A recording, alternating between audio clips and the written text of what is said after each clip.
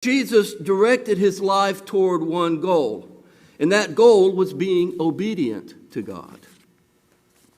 He gave his life over to what God wanted for him and not what he wanted for himself.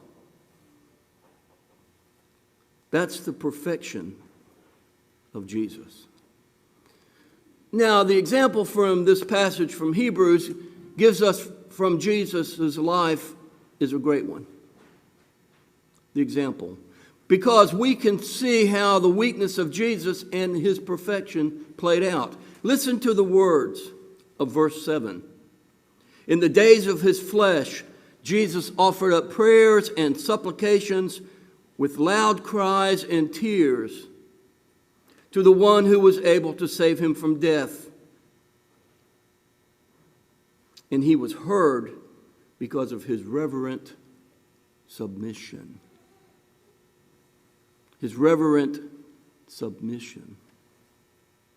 Now, what incident in Jesus' life is this talking about? Jesus' prayer in the Garden of Gethsemane when he prayed, Father, if you are willing, remove this cup from me, yet not my will but yours be done. Jesus saw what was ahead and he didn't want to do it.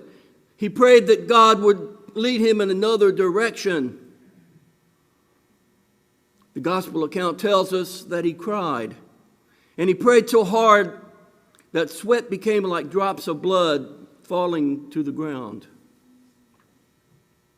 Jesus was afraid. He really didn't want to die on a cross. But we know that he did. The passage from Hebrews says, although he was a son, he learned obedience through what he suffered.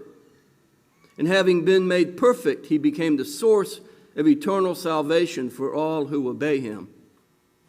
So here's the main point of this rather confusing little passage from Hebrews.